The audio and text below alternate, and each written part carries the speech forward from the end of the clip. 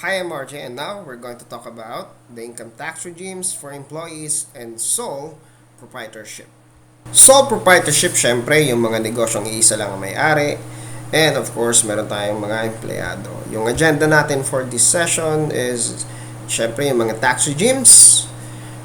And pag-uusapan din natin how these employees and sole proprietors measure each of the elements in their respective tax returns and yung mga applicable tax forms and tax reports. Now, if you remember dun sa last video natin, we have actually talked about the elements in the tax return. So that's revenue less cost of sales, services is equal to gross income less allowable deductions and taxable income. Now, ang pag-uusapan natin ngayon is paano nga ba ito i-measure ng ating mga sole proprietors as well as our employees.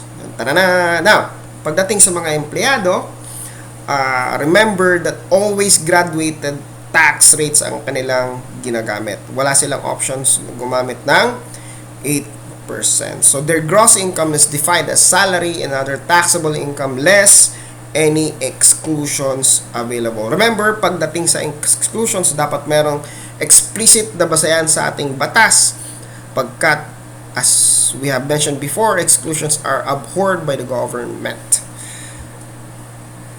Now, pagdating naman sa mga sole proprietors, if ever gagamit po sila ng itemized deductions, ang kanilang gross income is net revenue less cost of goods sold or cost of services. Tinawag nga pala itong itemized deduction kasi yung mga possible deductions nila are listed or enumerated. But since they are going to claim this as deductions from their income, kailangan the taxpayer should strictly follow the provisions of the law nang sa ganon ay payagan silang i-claim ang mga deductions na ito. Now, pag sinabi naman nating OSD, ito po yung optional standard deduction kung saan merong fixed rate lang na pwedeng ma-deduct galing sa kanilang revenues. So, ang kanilang gross income is net revenue only. So, pagdating naman sa 8% tax regime, ang kanilang gross income ay hindi tulad ng mga nasa graduated rates kung saan na-deduct nila ang cost of goods sold or cost of services. Kasi,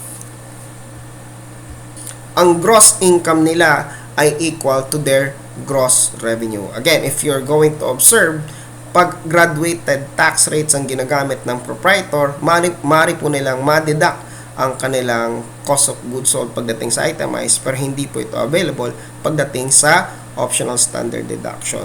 Pagdating sa 8%, gross revenue lang kapatid kasi hindi po dito ma-deduct ang cost of goods sold. Now, ano nga ba ang allowable deductions pagdating sa mga employees? Wala siyang allowable deductions pero meron lang po siyang mga possible exclusions. What if graduated or itemized yung deductions ng sole proprietorship?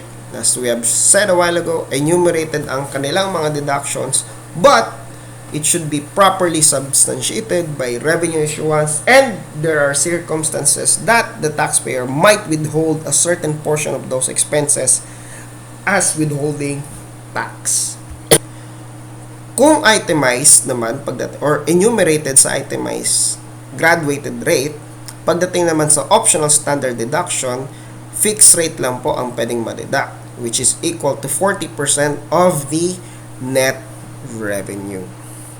Now, to compare that with the 8% tax rate, ang kanila lang ma-deduct is a fixed amount naman equal to 250,000 pesos. But wait, yung 250,000 na deduction is only applicable kung hindi po employed yung ating taxpayer. Kasi, if ever may business is taxpayer, at the same time, employee siya ng isang company, hindi niya po maabil yung 250,000 deduction from their gross revenue. Hence, ang taxable income pagdating sa mga empleyado is actually just the same as the gross income.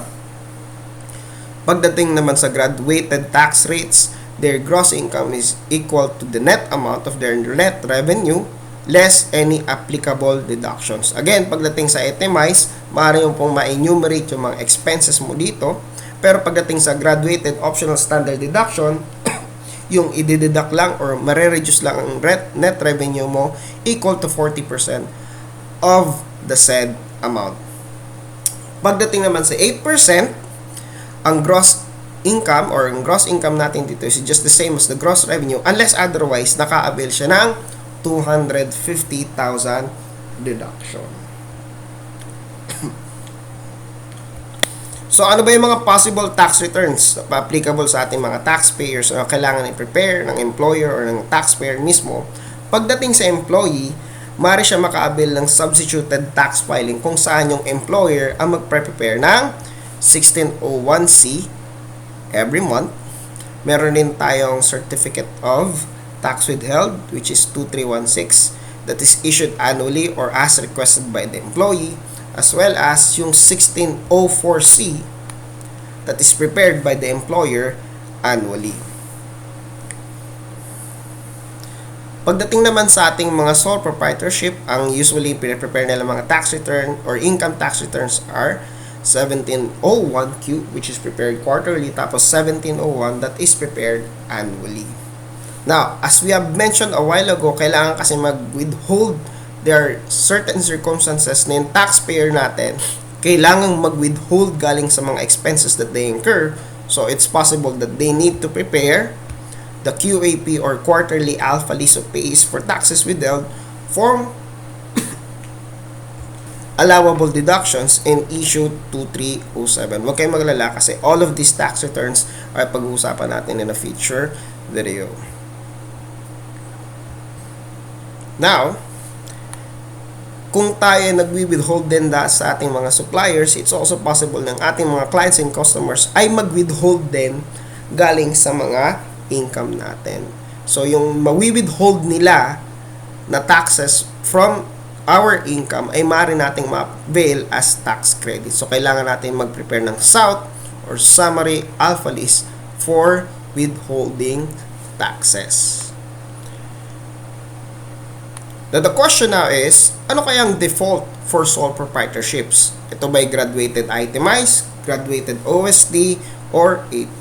The answer is, pag walang pinili si taxpayer, ang default tax regime niya ay graduated itemized. So there you have it, ladies and gentlemen. We have talked about the tax regimes for employees in sole proprietorships, how they measure each of the elements in their tax returns, and the tax forms applicable. Again, this is RJ. If you have queries, please reach out. Thank you very much.